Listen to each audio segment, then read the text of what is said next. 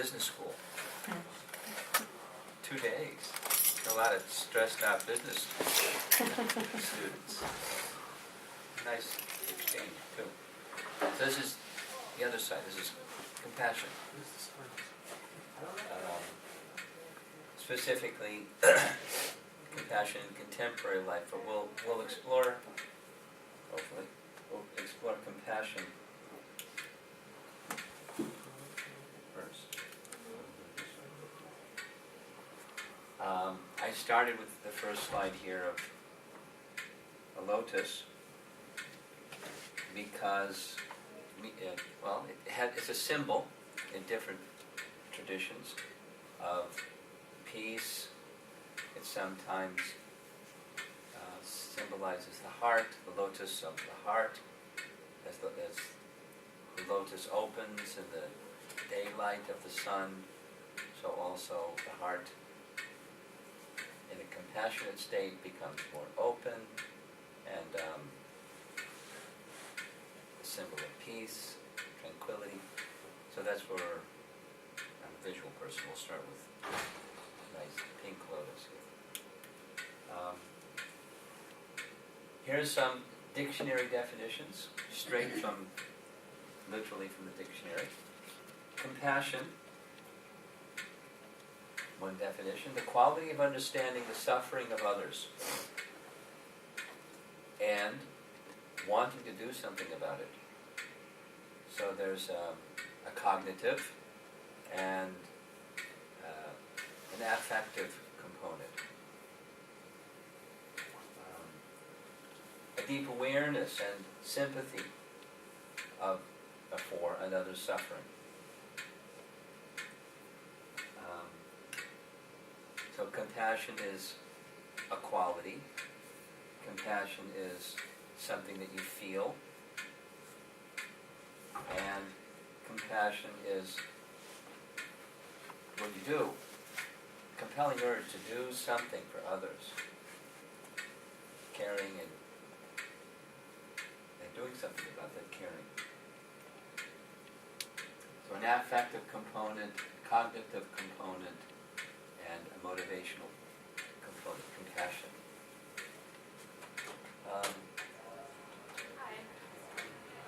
Maybe some of you are aware of TED, T-E-D, motivational speaker kind of place where people that are really good at things are given the opportunity to present something very concisely, 20-minute cutoff, and that's it. Mm-hmm. So somebody referred me to a TED speaker that spoke on compassion, and he was really good. He took like 15 minutes instead of 20 minutes. And a Chinese man who worked for Google, and he presented like this, and in fact, it just reproduced this from his PowerPoint presentation. Compassion has these 3 components. And then he went in the direction of speaking about, maybe if I say the title of the book, you'll know who the author is, because I forget the name of the author. From something like From Good to Best. It was a study of 15-year study of Fortune 500 companies, or From Good to Excellent, or something like that. Good to Great. Good to Great. Jim Collins. Okay. Jim Collins. Okay, so many years of study, many people working on the study. What makes the difference between a good leader, it's leadership, and great leadership, and thus great company, and thus, rich, successful business? And they found, 15 years of study, that these are the components that make great. Only he distilled them down into 2. Believe it or not, the great leaders have these 2 qualities. They're humble. Come on, that's not the picture of a great leader. Great leader is like, they're in charge and look out, here I come kind of guys. But the great ones are humble. And they're motivated, they have an ambition to do these two things, to do that which is understanding the needs and the difficulties and the tests and tribulations and, things that life throws at people, and they care about it, and they want to do something about it. The motivation is not just like make our company successful. The motivation is to do something that helps that condition of other people. That leader gets people to follow them, and really sacrifice beyond what you would otherwise normally sacrifice if you're just motivated for self-aggrandizement examples or motivation purposes, to really be successful, most successful. So my understanding is this man that was the speaker at TED is Buddhist, and certainly compassion is a core value, if not the core value of Buddhism. But then he was saying it's not only makes you feel good, but it's profitable. It was like, he was speaking to that kind of an audience, and it's not like just it's nice, but you'll be more profitable. And then he went on to say that he worked for Google. He's an engineer, and they like it so much, they've asked him, look, stop being an engineer and just do this full time. Make a curriculum where you can train all Google employees in being good leaders, excellent, the best leaders on these principles. And then he gave examples of, from his Google team, people that just from their own initiative, anyone without examples, someone from this department and that department, they had an idea that there's a school, there's an area in India, they don't have a school. So the two people got together, this department, that department, completely unrelated. Let's help build a school for this place. And boom, they built a school. And that didn't decrease their output of work for Google. It helped them, identify more with the brand of Google and really work hard for Google, so we're the kind of company that is like this. So he's giving other examples, and it's nice. Compassion is nice. Now I'm going to go through a little section on quotes, people who have spoken about compassion. Let you guess who that person is. Our task must be to free ourselves by widening our circle of compassion, to embrace all living creatures and the whole of nature and its beauty. Here's a person who is able to think out of the box, very super brilliant, and here's a key. Expand. You want to think out of the box? Be a brilliant person? Increase your compassion. How wide? All living creatures, the whole of nature, and its beauty. Wow. That's nice.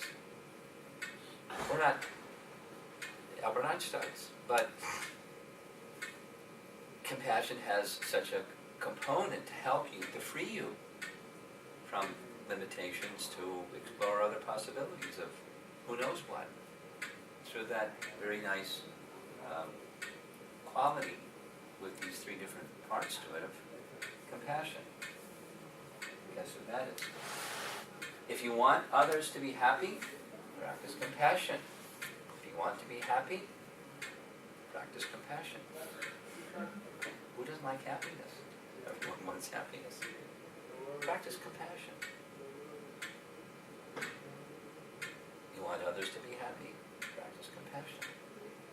Makes a happier world. That's one of the things that this TED speaker was saying also. Certainly, following his mentor, Dalai Lama. Everyone knows who this is. Christ said, knowledge And ritual without compassion is empty. For about, 43 years, I've been practicing Krishna consciousness, like full time. So one of the things that happens at our centers is there are religious studies group or high school, college groups studying different things. And they like to come to our temples and study who we are. It's like looking at a butterfly, look at all those little dots and circles. There's the little antenna. It's kind of like that. We're the specimen. They're coming to check out the specimen of Hinduism. So they like to come because it's what they teach in the classroom, I've been told by the students. They teach about the rituals that differentiates this religion from that religion based on ritual. That's how it's commonly taught, at least at high school level. So they come when we do our rituals, like in the morning. We have a ritual where someone stands in the front of the altar and blows a conch shell, and then 3 times, and then the curtain opens, and then there's the deities on the altar. So there's a ritual. And we sing some songs, and then we go to the back of the temple room, and we have Guru Puja. We honor the spiritual master, the founder of our society. That's a ritual. We sing and incense, and ring a bell, and ritual. And then we sit down, and another nice song, sing Jai Radha Madhava, and speak from the scripture. And then we serve prasadam, food, vegetarian food. That's a nice ritual. So then they come during ritual time. But the essence is not the ritual, is what Christ is teaching. The ritual,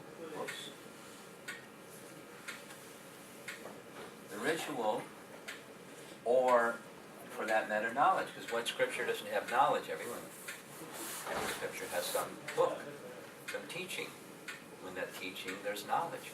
The knowledge and the ritual without compassion, it's empty. So the essence is, the ritual and the knowledge is to get you to where? Compassion. And this is Veda Vyas.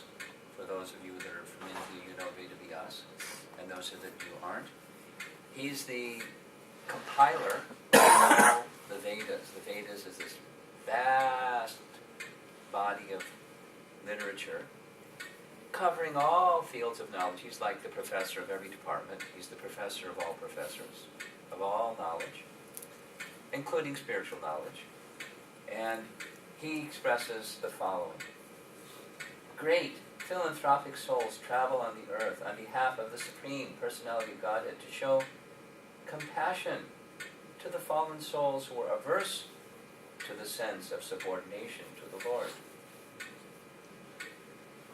So, compassion, from Vyasadev's perspective, is to help open their hearts to the relationship they have with their source, like Father or the Supreme Father, and to be conscious of that relationship.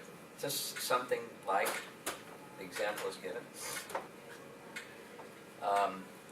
A very rich man has a son, and when the son is 18, he says to Dad, I'm 18, I'm leaving home.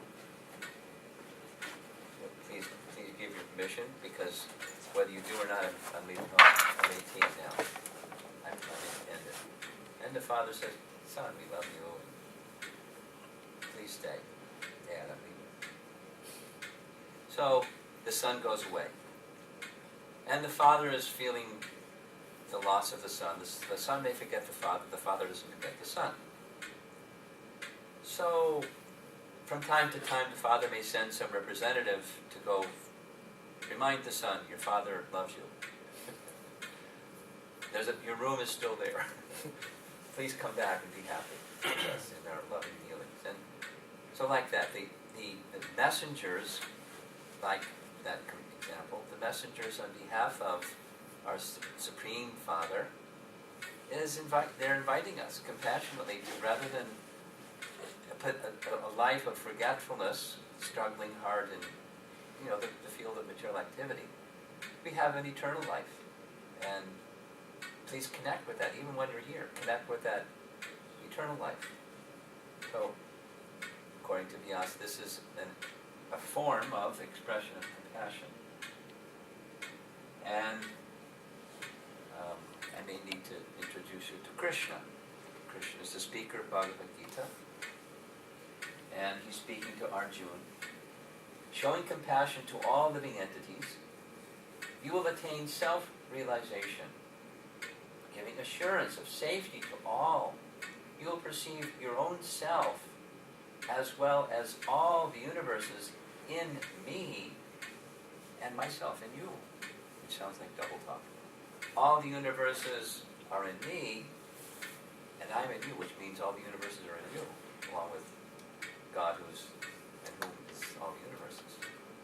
But the entry is through compassion. Now the person speaking isn't Krishna in Bhagavad Gita, it's an incarnation of Krishna named Kapila, who taught a very amazing system of, it's called Sankhya. Sankhya is an analytical study of matter, and in contrast, another department called spirit, and how to connect with spirit by clearly understanding what matter is and how it's distinct from spirit. And we're over here, we're at the matter side. So, to enter into that realm of spirit, his teaching is compassion. And when you have that quality of compassion, it leads you to self-realization, to the realm of spirit. And in that realm of spirit, you'll see things that you didn't see without that quality of compassion. So it's very wonderful. And then here's my spiritual master, the founder of the Hare Krishna movement, writing very similar to what Vyasadeva wrote. That is the definition of compassion when you cannot bear the suffering of another. Great, unalloyed devotees of the Lord are compassionate towards the fallen, and therefore they travel all over the world with the mission to bring souls back to Godhead, back to home. Now, here's a humorous section. Compassion is not exclusive to humans. We often think of compassion either humans to humans, or maybe humans to whales, or salamanders, or something like that. We're looking to purchase some land to build a temple in Naperville, suburb of Chicago. And there was this ideal piece of land until we found out there was a salamander issue in it. Like this. The environmentalists had all these roadblocks, qualifications, and nobody wanted to buy that land because it was to save the salamander's land. So we did buy that land. So it's not just compassion, humans to humans, humans to other species. Here's some other examples. Here's a little kitty cat, a little puppy dog that's not so sure what to make of the kitty cat. She found me a what? But they just kind of get it together. No.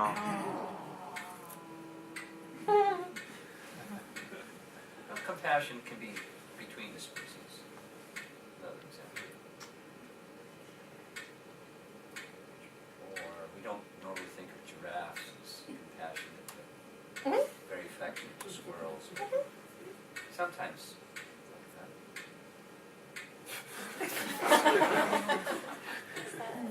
Not even her own chick is standing over there with this little whatever it is.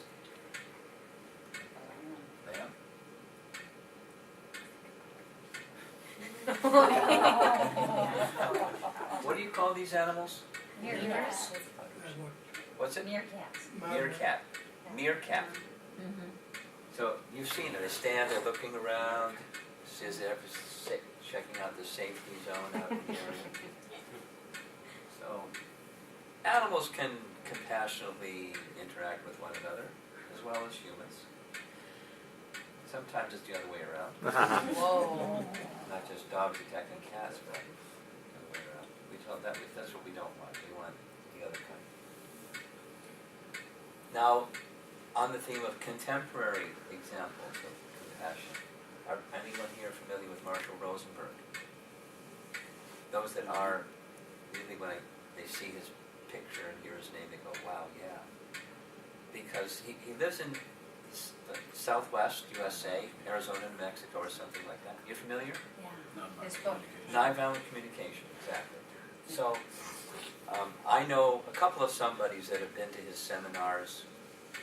They're extensive. They're also expensive, but you know, his message is, in the world today, there's too much violence in the communication department. People don't, you know, whether they go out bashing each other with a stick or something, they may do the same thing verbally. And there's a way to communicate the same message in a compassionate way. Same message, you don't have to change the message, just be conscious about how you convey the message. So part of what he does, as I viewed some of the videos that are put together, he uses these puppets, and this guy is jackal speak. And he, like, shows how a jackal says something, and then oddly he's got a giraffe, and that's how a compassionate way of saying the same thing, so compare and contrast kind of thing. And it's, group dynamics, it has them do role play, and it's effective. And at least the people that I know that have taken his course, it impacted their lives a whole lot, and they're far more tuned in to not only the information content of communication, but the affective component of communication. Nice. Nonviolent communication is an example, contemporary example of compassion in modern life. Social activism, big in at least amongst young people and young forward-thinking people. I noticed it about 3-4 years ago on college campuses. A study was done around that time, both in the United States and in Europe, entering freshmen, survey question, what's the most important thing for you in determining what career you want to work towards? And the answer was, that was just going to make a difference in the quality of life of people on earth. Second question, is it important to you how much money you make? The answer, no. My parents, the older generation, they make lots of money, and I see they're not happy. And I see they're making a mess of the planet and stuff like that, and so I'm not so concerned. I don't mind making money, but that's not the primary concern. The primary concern is this one. And I meet lots of people who, what are you going to do when you graduate? You're going to join the Peace Corps for a couple of years, and go to Costa Rica, and just give my life for a couple of years to help make it a better place.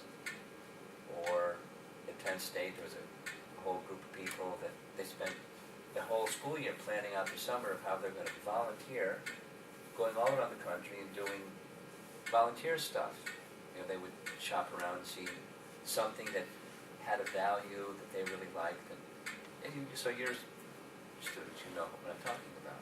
Social activism is a real important manifestation of contemporary manifestation of compassion.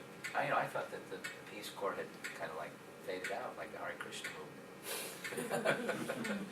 But it's still, Hare Krishna movement is still around, and Peace Corps is still around. People wishing to do those types of things that the Peace Corps represents. Now another little section is, how do you train or educate compassion? Tough. It's one thing to teach a behavior, and it's another thing to develop character. Like parents, universal, doesn't matter, anywhere in the world. Parents like to teach their children to say please and thank you. something that I like to do when I travel is I bring something that's from the deities, some special sanctified foods from the deities, and distribute it. So, the first is give something to the children. And the child comes up, they don't look at you, they look at what's in your hand.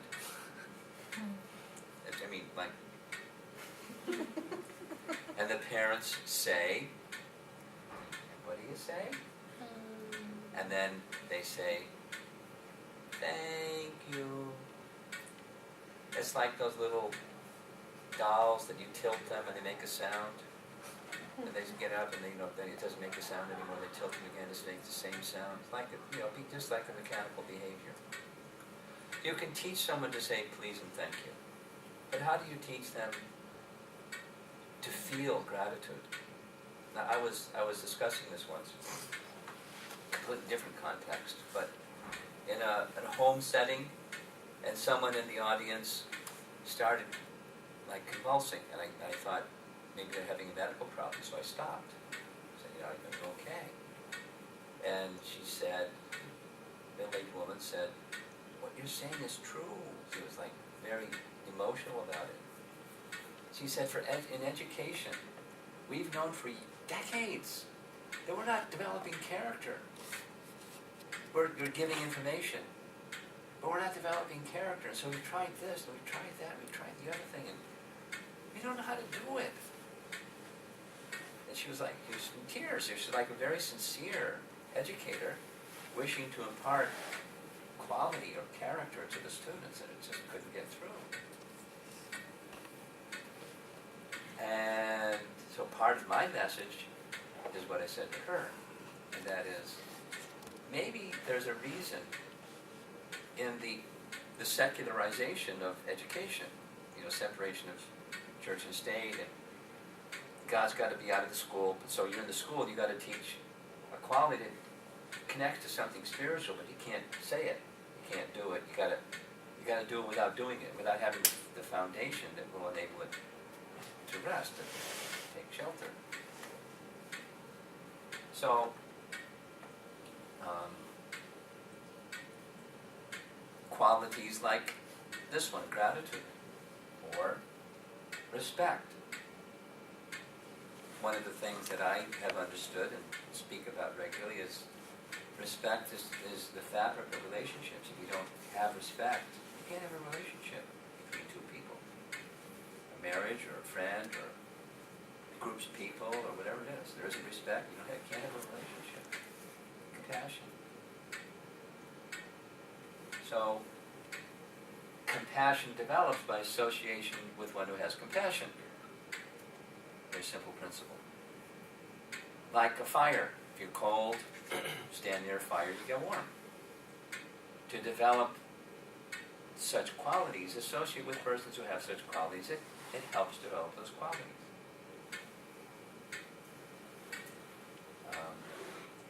Then when you have that association, there's another important component that's going back to the lotus.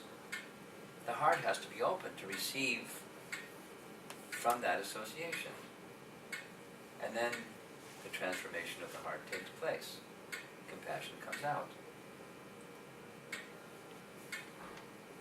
To have the heart open, there has to be some trust in the other person, or some faith. So, in the education process, it's part of the ancient Vedic tradition. The teacher-student relationship is really important. Not like, just somebody sits in front of the classroom and you learn your ABCs and then you go on and you learn, spelling, so on and so on and so on. Like, who can remember who their second grade teacher was? Or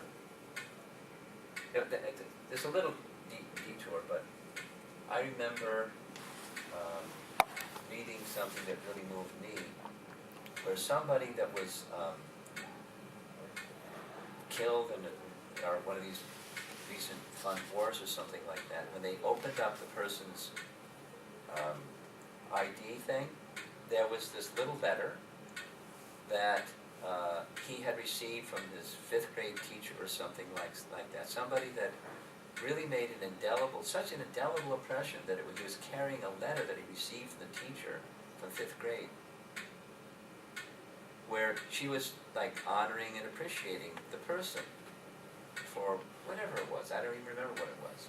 But because that quality of the teacher, compassion, the teacher touched the heart of the person and, helped them stay, with going towards the light of that quality that the teacher was trying to pass on to the student, because they touched the heart of the student. And then vice versa, that the student opened their heart to the teacher, and they could receive something that's more than just information. That's my message here. So that a teacher-student relationship, where the teacher has the quality, like compassion, or respect, or gratitude, or whatever wonderful quality, and then the relationship with the person who they're interacting with, based on good reason, a trust in that person, and then a relationship that's it's so essential for the essence of real education. Real education is character, not just information. Now, this is another image that's meaningful to me, like the lotus is. Pretty simple, just a drop of water and then a little splash and concentric circles that expand out. So here's what it means to me, one of the things it means to me.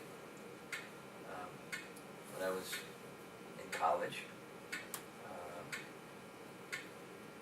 my spiritual master visited the university, and he gave a class that I attended, and he was newly arrived from India.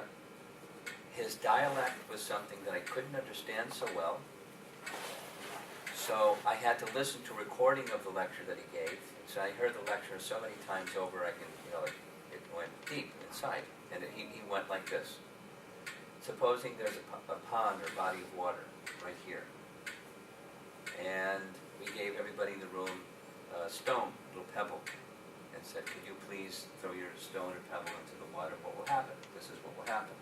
And he went like this. He said, little splash, and then concentric circles stand out. Very nice.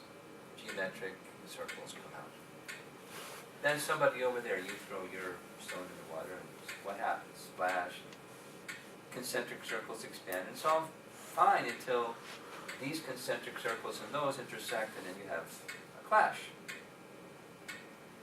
And then we can say, okay, on the count of 3, everybody throw your stones in the water. What's going to happen? Chaos. All over the place. Called material life. Now, here's another one. Let's take one place at the center, and we'll all place our stone in the same place at the center. What happens? The concentric circles are amplified without clash.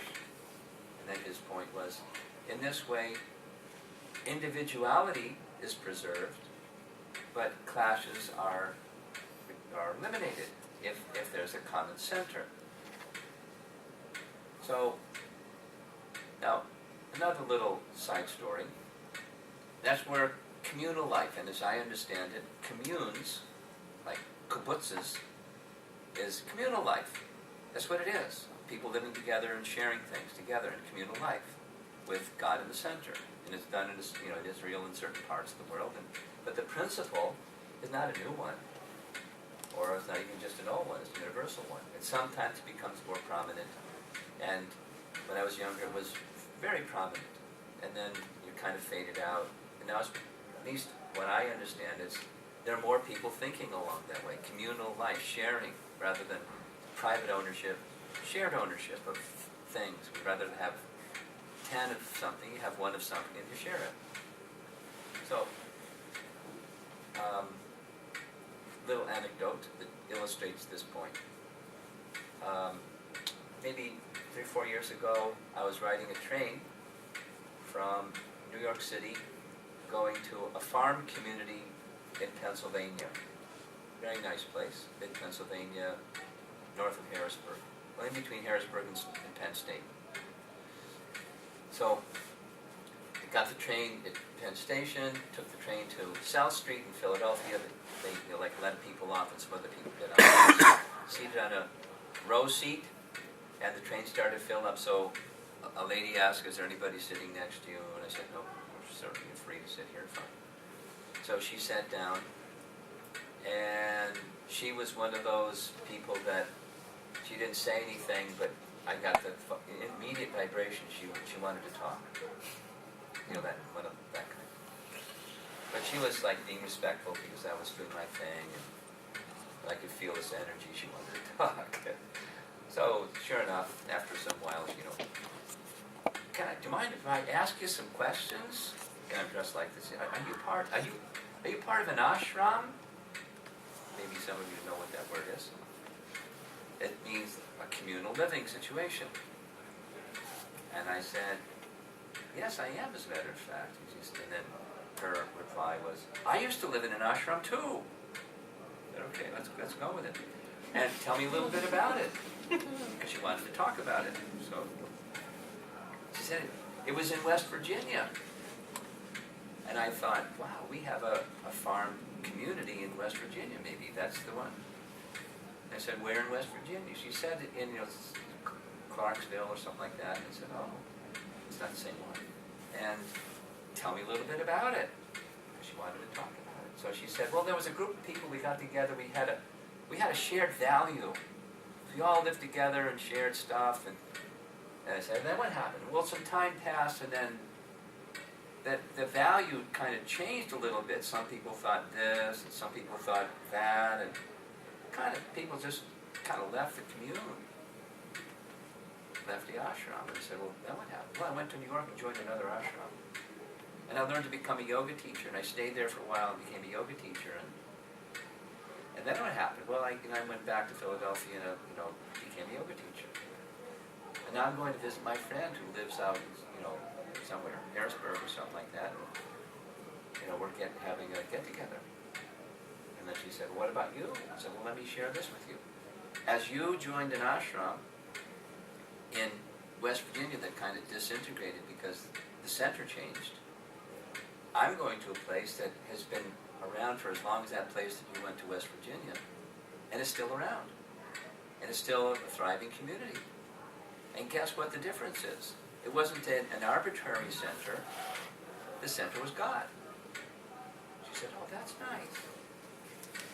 Makes sense." It was a little discussion on the difference between an arbitrary center, some ism, some ideal, something that's like from the factory of the mind. We get together and say, "Hey, that's a nice ism," and we do that for a while. But it's not on the soul platform, and the soul and the soul's relationship with God platform. It's convenient for a period of time, and then it changes over time.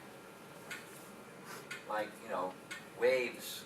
There are verses in the Vedic teachings that speak of the churning of the waves that uproot the seaweed at the bottom of the sea, and the same churning of the waves bring clumps of seaweed together for some time, and the same churning of the waves separates the clumps of seaweed. So there can be some formation of a common center for some while, for various reasons. It's convenient to do so, or it seems like a value to do so, or whatever the reason to do so. It's like a necessity to do so because there's scarcity, so we work together instead of fighting over resources. But if it's not, reality with a capital R, it's not going to last. So the center that lasts is a center that connects the soul with the Supreme, with our original Father. Like that. So the Vedic conception is this, by nature, I'm going to introduce a Sanskrit word to you. This is a lesson in Sanskrit for the moment.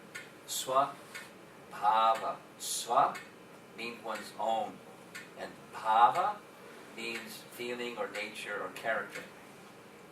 So the Vedic conception, I'll do a picture first and then I'll do another diagram. Vedic picture is, this is the self. The self is the soul that's inside the heart of the living being. And then there's a subtle covering of material elements, mind, intelligence, and false ego, and a gross covering, earth, water, fire, air, ether. This is Sankhya, by the way. So, soul is animating both. Mind, intelligence, false ego, soul is animating the body. Converse, without the soul, the whole thing disintegrates. The integrating factor is the soul. And then there's these modes of nature that are working on both the gross and subtle coverings of the soul. This yellow one is sattva, means goodness. The red one means passion. And the black one means ignorance. And so they're the three modes of nature acting on the coverings of the soul. And based upon, this is now Bhagavad Gita, 14th chapter, Bhagavad Gita, depending upon the mode of nature that's acting on your gross and subtle body, you're going to get behaviors. So rather than working on behaviors, work on the modes of nature that are influencing your life. And then the behaviors will follow, naturally. So it goes something like this. You increase the quality of goodness in your life, and I'll give some examples of the quality of goodness, according to Bhagavad Gita. Compassion is one. Or cleanliness. Like cleanliness is next to godliness. Cleanliness. Truthfulness. Speak the truth. You know, like children are taught by their parents, speak the truth. Don't tell lies. Yeah. Besides it's religious and it's common sense, from this perspective, it's the quality of goodness. And you, like, the foods that you eat, they're foods that are in the mode of goodness and passion and ignorance. So choose those things. Frame your life in the quality of goodness. And it makes it much easier for compassion, not just the behavior part, but the feeling part and the caring part to come out. So a very important teaching in Bhagavad Gita and the whole of Vedic wisdom is how to live your life in the quality of goodness. But it doesn't stop there. Like, Christ's teaching is not just the teaching or the ritual. It's entering into that mood of the quality of compassion. So compassion is a trait of the mode of goodness. And I want to tell you a little story now. This is a picture of a king that's described in Vedic literature. His name is Rantidev. Rantidev was a king who was known for his quality of compassion. He had a lot of other good qualities. He was, because of his religious nature, he had lots of piety, and because of his piety, his whole citizens shared in his piety, and they were prospering. They were very happy. And he was very happy to have them happy, and he did things to increase their well-being, spiritual and otherwise. So one of the things that he had planned to do was he was going to undergo a fast. And by fasting, he would gain piety, and the merits of that piety would be distributed to his citizens. That was his plan. Although he had royal treasury and opulence like anything, he underwent a fast for 100 days. That's a long time. I mean, we would die if we, I don't die. Probably would die. He did. He was very capable. He was like into it, and he had the capacity. So he was fasting for 100 days, and on the completing day, or an auspicious time in the morning, he was to break his fast. And the plan was, a huge royal feast was prepared. He sat on his royal throne and sat down to begin his feast. And just as he was about to begin his feast, one sage, a Brahmin, came right into his palace. And the king was so happy. You're a saintly person. How auspicious. Before I'm about to break fast, you've come. You sit here on my royal seat, and you take break the fast first. So the sage was very honored by the king, and he accepted his request, and he only ate half, and left the other half for the king. The king was very happy. He sat down to eat the other half. Just as he was about to eat the other half, a man with some puppies. There's on the left-hand side, man with some puppies. I don't know how he made his way into the royal palace, but there he came right into the palace, and he said, "My dogs are hungry. Have something to feed them?" The king said, "Fantastic. You take the other half. Fed it to the dogs." There was still some water left, so he sat down to break the fast, drinking water. And as he was about to drink water, a poor man, a pauper from the street, came. "I'm thirsty, there's water." The king said, "How wonderful! A life of a human being is simply meant to render service unto others, and I'm being given this opportunity to serve others with this body and with my life, with my resources. How fortunate!" And then those three presented themselves before the king, and they indicated actually their higher personalities, as shown in the upper left corner. Those of you in the recognize Lord Brahma and Lord Shiva and Lord Indra.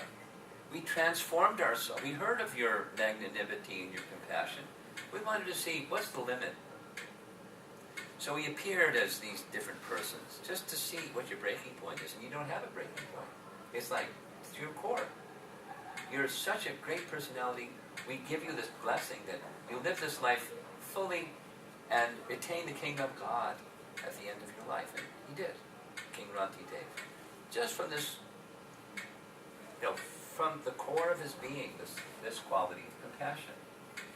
Of course, Mother Teresa, in contemporary life, her whole life was simply serving other people. We're almost done. Here's a mean-looking picture. This is a king in Vedic literature. His name is Parikshit. He was the grandson of the Pandavas who were, involved in the Bhagavad Gita. He heard that there was somebody posing himself as a king, but his whole life was involved in degraded activity, but in the attire of a king. He had this club, and with the club he was breaking the legs of a bull. When the king heard that, he was furious, and he brought his whole army and was ready to let this imposter person have it. Full force. Sometimes, when someone is hurting others, this is part of compassion, some persons are hurting other persons. So, stopping that from happening may require being very strong, which may also be an act of compassion. Being compassionate doesn't mean just like trembling. It means sometimes taking some strong action, as appropriate, from the right person, not just anybody goes around, and letting people have it because you weren't nice to everybody. But sometimes the point is, compassion can be exhibited by presentation of strength. Can compassion be misplaced? Here's one example. This is a drowning person. And person is drowning, help, help, and you swim out and take their coat, bring their coat back to shore. And the person continues to drown because you saved their coat, but you didn't save the person. So that's misplaced compassion. You need to save the person, not the coat of the person. Similarly, who is the self? If the self is the soul within, doing something that's just for the body is nice. But what about the soul within? Real compassion is directed to the soul within. And that's a kitty cat. And I learned a lesson when I was very young, like maybe 4 years old. I lived in upstate New York, in the Finger Lakes area, near Syracuse. And in that area of the country, every 14 years there's an infestation of locusts. Guys got these bunch of wings, and There are hordes of them, swarms of them, so many of them. The sky becomes dark during the daytime. And they come in and land on the trees, and they just eat all the leaves off the trees. You can hear them. And after all the leaves are gone, they go to some other trees and crops. And it's like wild. And then 14 years later, they come back again. I don't know what happens. It's one of those things in nature. So, when I was 4 years old, the locusts were coming that summer. So, my mother, not very wisely, gave me one of those old-fashioned plungers that had black flag over here and a spray can, and when she told me go in the garage and spray in the garage, keep the locusts out of the garage. So I was spraying in the garage and I saw a kitty cat. I thought, I'll spray the kitty cat so she won't get bothered with locusts. And I didn't tell Mom, but the next morning the kitty cat was dead in the garage because she licked her body and she died. So I learned something at 4 years old, that compassion can be misplaced. You have to add something to compassion besides be compassionate. You have to know how to properly oppose compassion. It was a tough lesson to learn from as a 4-year-old, but it's served me to try to be thoughtful when feeling compassion and exhibiting compassion, exhibit it properly. And the very same message is the message that Krishna gives to Arjuna in Bhagavad Gita about compassion. Place it properly. The first lesson of Bhagavad Gita, Arjuna, you're giving me, expressing your compassion. Very nice. Very nice. But before we talk about how to display compassion properly, let's talk about who you are. Then you can know how to display compassion properly. What your duty of displaying compassion properly. Self-realization, understanding who we really are, is necessary in the proper demonstration of compassion. Here's another example of the same thing. Try to go quickly. This is Bharat, the name for whom India is now named. Previously, India, according to the Vedic literature, was known as Ilavrati Varsha. And then following King Bharat, it was the whole planet took a different name. In fact, just like we have our Declaration of Independence, so India's Declaration of Independence, it's known as Bharat, the land of Bharat, because of this king today, Bharat. So, great king, great religious person, great ruler, loved by everybody. And at the conclusion of his life, he turned the kingdom over to his oldest son, went to the forest and practiced devotion to the Supreme. His goal was to perfect his life in devotion to the Supreme. And while he was doing that, one fine day he went to the river early in the morning, take a bath, sat by the side of the river, and there was a deer on the other side of the river drinking water from the river. And as she was drinking water, she was looking up and looking down and drinking water, being concerned about danger that might come. And then suddenly there was a loud lion's roar. Roar! Or louder than that. Really loud roar. And she was startled and she jumped. And as she jumped, there was a miscarriage. She was pregnant and a little baby fawn was born on the bank of the river. And the river was swift and carried her downstream and she drowned. And there was this little fawn without mother, without father. So here's the king seeing all this happen. So he went to the other side of the river and showed compassion. He took the fawn in his arms and took care. He became the mother and the father and the everything for the deer. And he became so involved in the deer that he couldn't even pay attention to his spiritual practices properly. In fact, he even neglected them so that he could take care of the deer. And one fine day, the deer disappeared. And he was so attached to the deer, he couldn't sleep at night. He was thinking, oh, my dear, the deer. And I've offended the deer, I wasn't nice, I didn't take care of the deer properly, now the deer's gone away. But the deer is compassionate, surely the deer will come back. And all night long thinking about the deer. It was a sleepless night. So he went into the dead of the night and looking for the deer, and as he was looking for the deer, he fell off a cliff. And he died thinking of the deer. And there's a teaching in Bhagavad Gita that says, whatever the mind is fixed on, at the time of death, that state you will attain without fail. So as he was thinking of a deer, his soul left the body and he entered into the body of a mother deer and became, in his next life, a deer. Fortunately, because of his previous life, a special dispensation was given so he could remember his previous life as a king, and some other things happened. So it wasn't wrong for him to be compassionate to the deer, the little baby. But it's wrong that you forget, the higher purpose of life while you're exhibiting compassion on this plane, because the consequences aren't so good sometimes, and you're not necessarily doing the best thing for yourself or for others who you're showing compassion to. So compassion can be misplaced. Last, another lesson on Swabhava.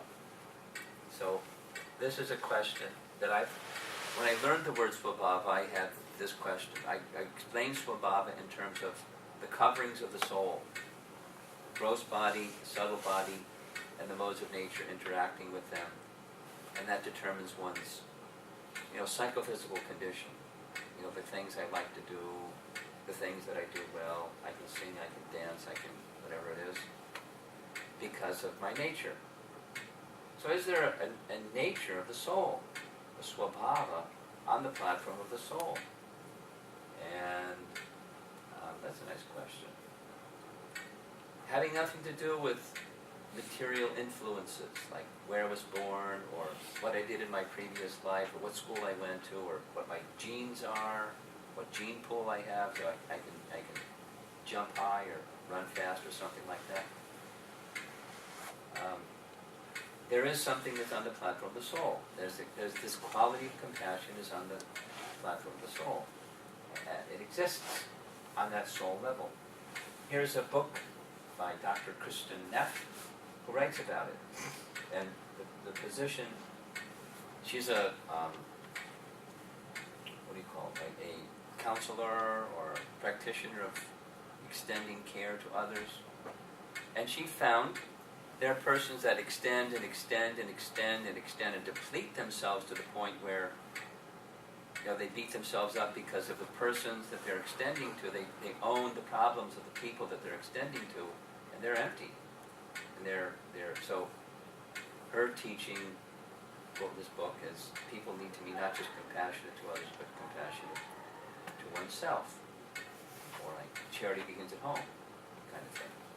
Be compassionate here as you're being compassionate there. And so compassion can go to the soul platform. Self-compassion is not narcissism. It exists on the spiritual platform, and in this present age, it's difficult. The circumstances of the Vedic literature described, besides our own day-to-day experience, the present age of mankind that we're in, according to the Vedic literature, is the age of quarrel and hypocrisy.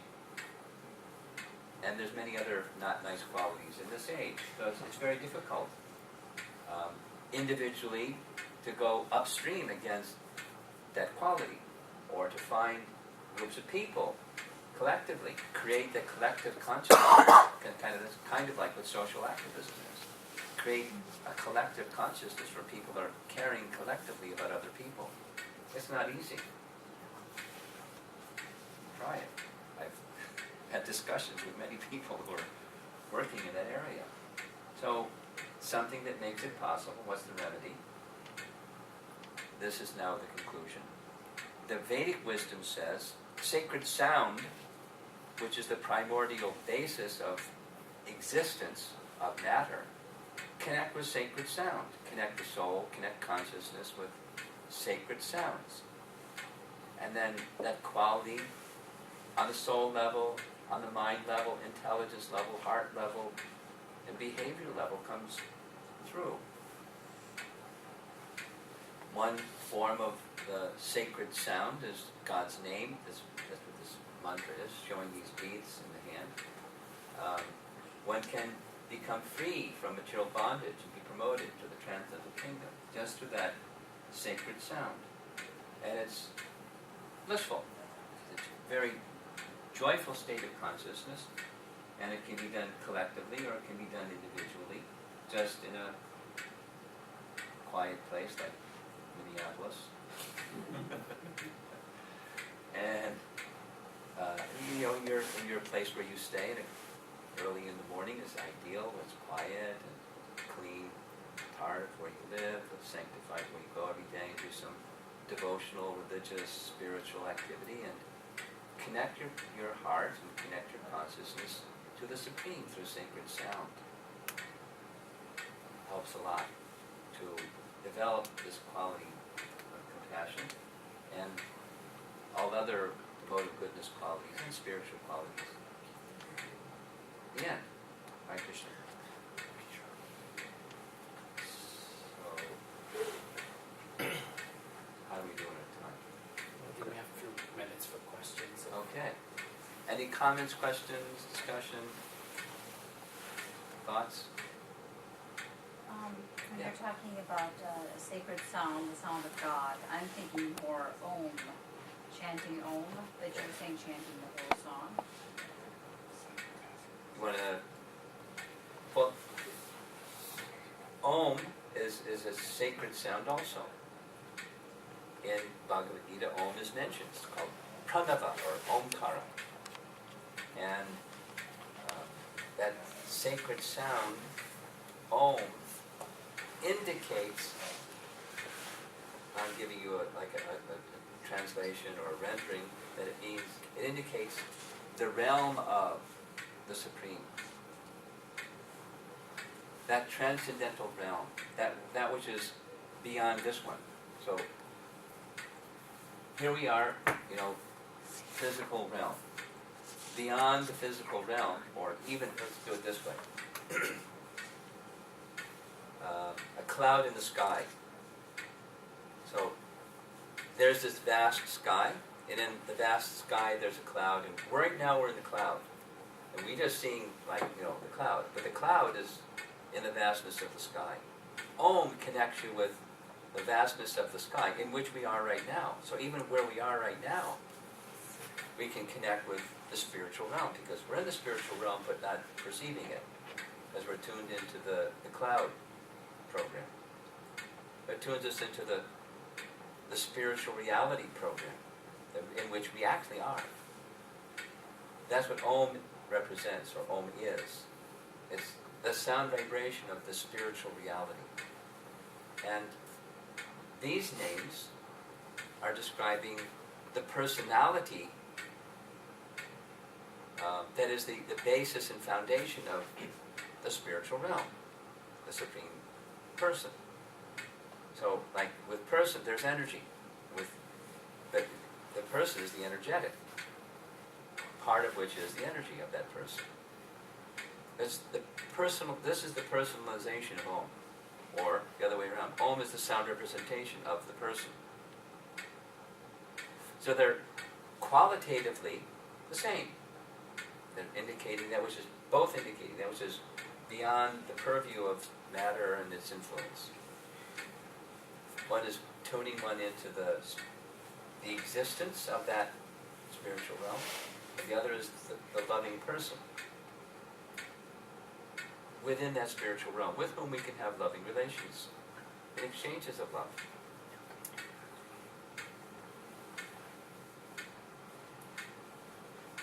So, I prefer this. When I was in college, I chanted. I didn't know what it was. I made a big Om sign on the ground, and would go and sit and chant Om in front of this big Om sign on the ground every day, along with doing zazen and a bunch of other nice things, reading Rosicrucian books, chanting Hare Krishna, checking the whole thing out.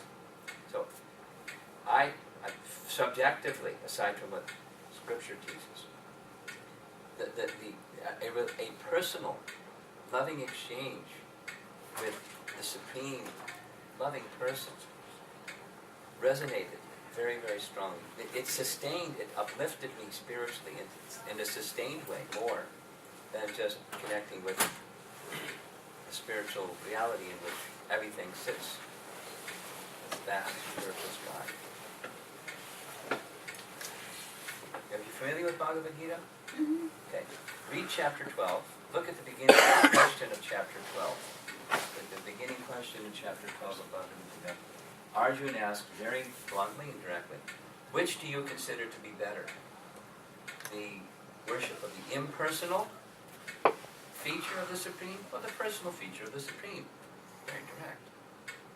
Krishna's reply is, personal feature is better for two reasons. To fix the mind on that which has no qualities, no form, no personality, no features, very difficult. And the other is the help that comes from the divine. You approach a person, you get the help of the person. So it's your effort plus that personal help of God to connect with Him. Therefore I recommend it. It's more subjectively, it's more satisfying to the soul. The Sanskrit is Atma Suprasidati. Prasanna means like pleasure, happiness. And Suprasana is very happy, great happiness. Great happiness on the soul platform is when that relationship with the Supreme Person is connected with. So this sacred sound accomplishes that. The other connects you, puts you in touch with vibrationally the spiritual reality, the existence of the Supreme. Yes? Do you see the sacred sound is let me see. Check your dictionary. Incantation? In confrontation? Incantation. Competition. Incantation. Incantation. Incantation? Yeah. Is it the same thing? Yeah. Now, let me qualify. One might incantate Coca-Cola, Coca-Cola, Coca-Cola, Coca-Cola, Coca-Cola. That's not a sacred sound. That's a repetition of a sound that may also fall in the category of incantation. You repeat a sound over and over. It can be incantation. But I refer the incantation in the Buddha. Okay. So the qualification, this is from a Vedic perspective. Somebody else might say something else. I'm speaking from the Vedic perspective, means these ancient books of wisdom from India written in Sanskrit. From that perspective, sacred sound means that which descends from the spiritual world, that's the Vedas, and is transmitted through sound vibration into this realm and received by qualified receivers. You know, like a signal and a receiver, right? Yeah. The receivers are called rishis. They're people that have, they've got a receiver inside. Their consciousness is such they can receive sacred sounds and then transmit those sacred sounds. It's of the spiritual world, from the spiritual world, qualitatively. It's not just representing something else. It is that something else in sound vibration. That's sacred sound. So within Buddhism, let me ask you a question. Are you aware of the relationship between Buddha and the Vedas? Not quite sure. Okay. In the Vedas, it speaks of, thousands of years before he appeared, it speaks of Buddha as being an incarnation, or avatar is the Sanskrit, of Krishna. Interesting. Maybe we should have a little discussion on this apart from everybody else, because it may be more interesting to you than everybody else. Okay. But Buddha, when he appeared at a time when, over here, people were taking the Vedas and using it to justify slaughter of animals. So Buddha said, forget the Vedas. Nonviolence, compassion. I reject the Vedas. Now that's not a sacred sound. Okay. I see. It's a message that says compassion is important. Yeah. So if those things say, they didn't say, people were misusing it. If they say that, forget that. I reject the Vedas. I'm going my own way, and I'm going to teach compassion by my life and by my words, with no reference to the Vedas. So that's different than sacred sounds. Okay. And now, incantation of things that Buddha taught, one may repeat them and repeat them and repeat them in whatever language, in Sanskrit language or Chinese language or Japanese language or English language or any language, the messages of Buddha. In Latin, in something, incantations.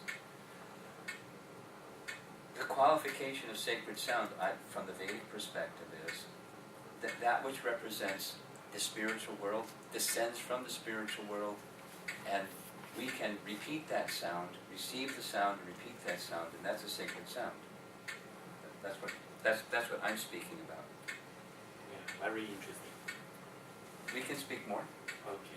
I think Go ahead. I think you smile like a baby. How can you and your face with little, very little wrinkles, even less than me. How can you reach the dice in the Right here. One of the places, when I was introduced, he said I travel the world. One of the places I go is China.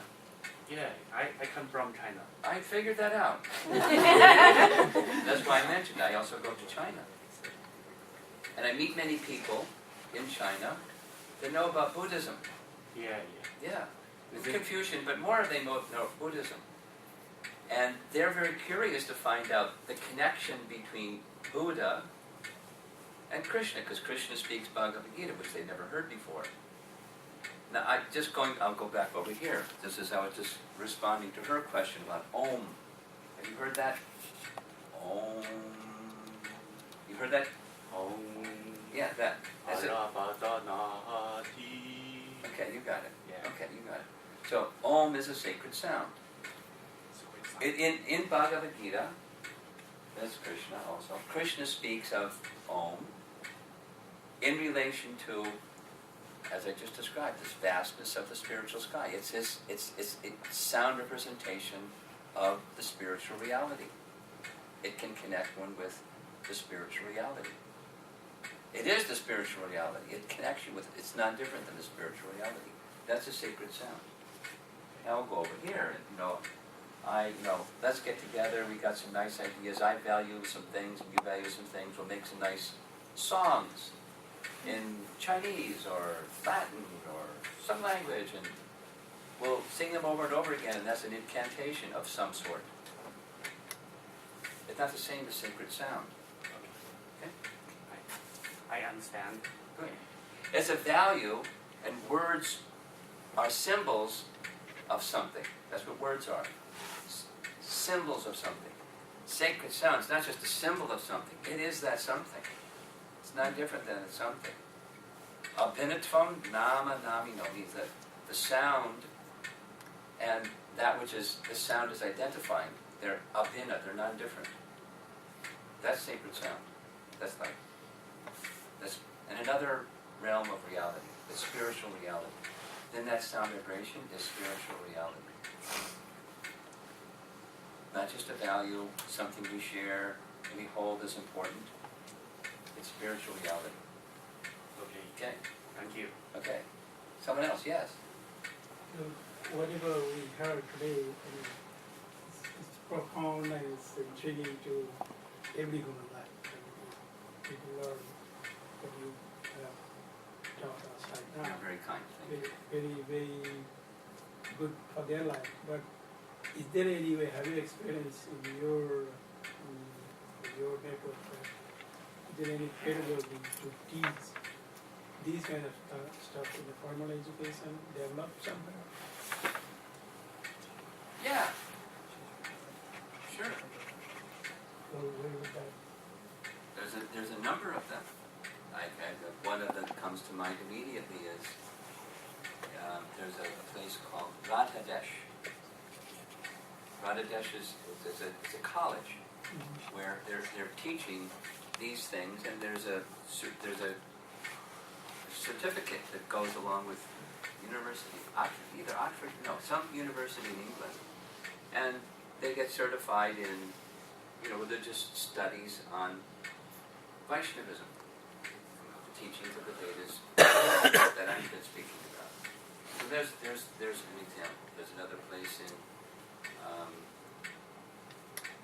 Kansas City where they have an affiliation with the University of Kansas, and they teach curriculum that's in relation to Vaishnava studies, recognized by the university, like that. So there's others. In an informal way, in our, we'll use this word again, ashram. Ashram is a commune or communal situation where people live together. There's a place of learning where these ideas, not only they're taught, but they're lived. It's like, inside as well as, in the intelligence. It's like, goes into the heart level. We don't have such a place right here in Minneapolis. But there are such places all over the place, all over the country, all over the world.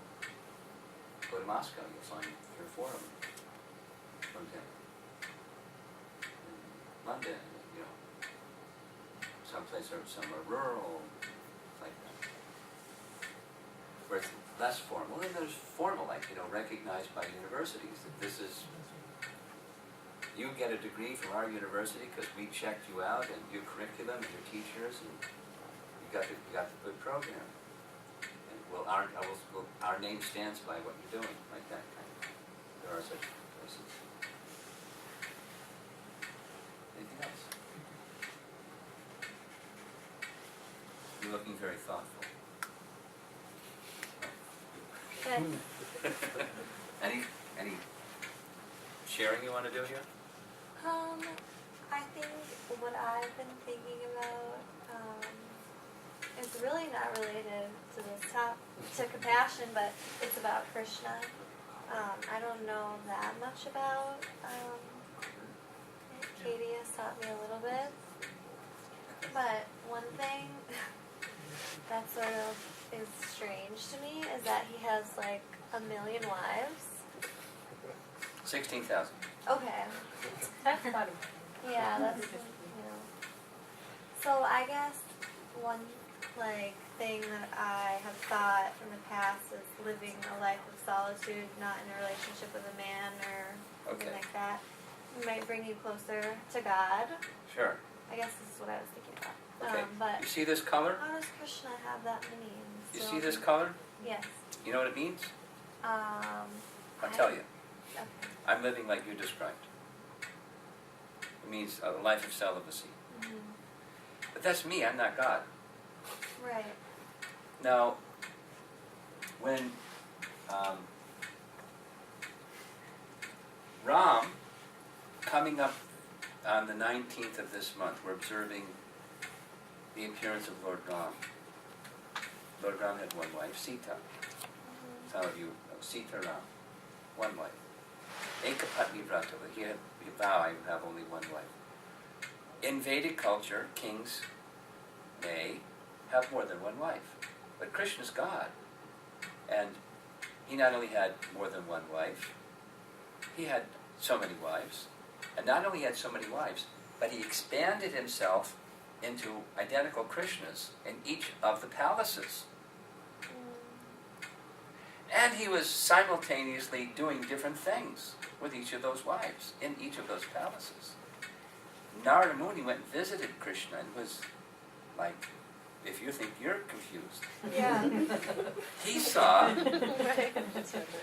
sometimes it was even evening and Krishna had his son on his lap, and sometime it was morning, and sometime it was midday, and sometime it was lunch, and sometimes he was in the royal assembly with the Yadu dynasty at the same time.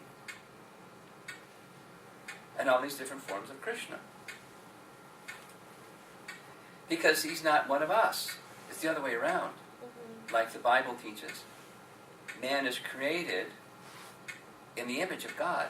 Not like God is created in the image of us. So we imagine, okay, what's God going to be like? Not like that. He's God who, unlimited, each of them had a palace. Who could do that? And expand himself in each of the palaces.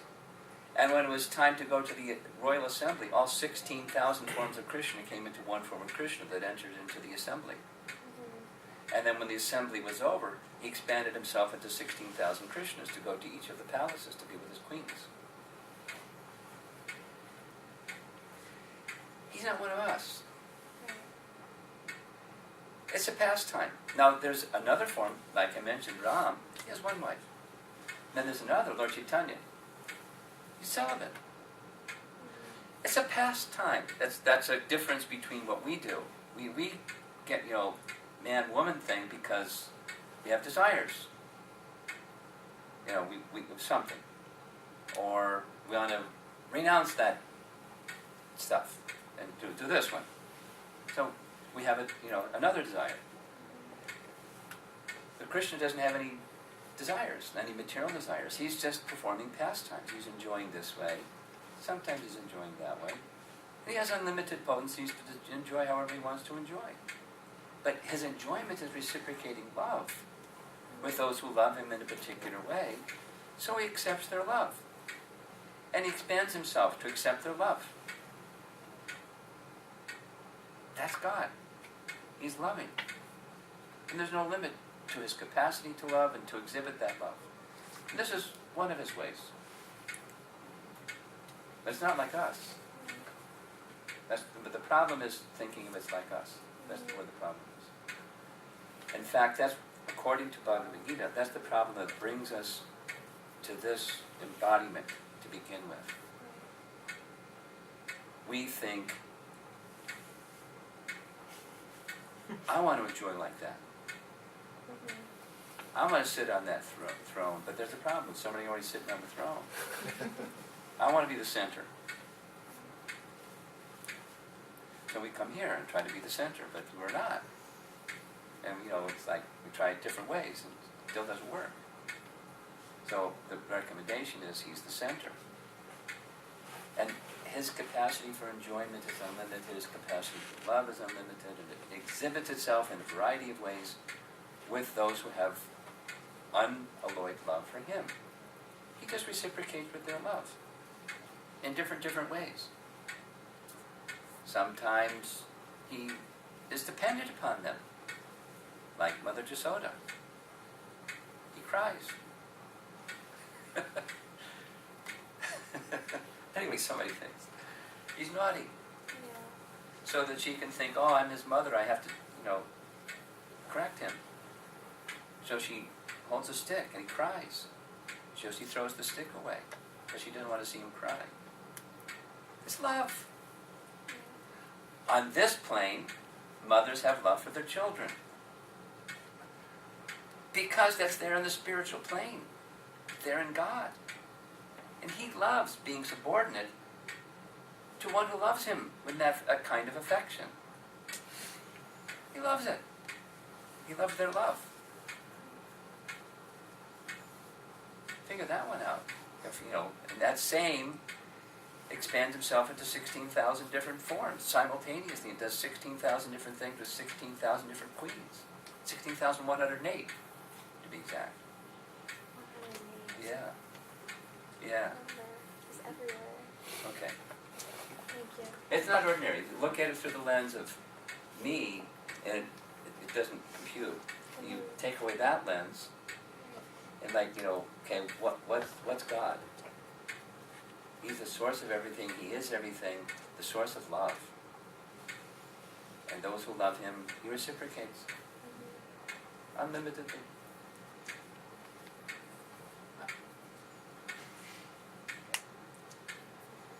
Anything else? Okay, looks like we're done. Thank you all very much. We have Go ahead. You're going to do your closing remarks.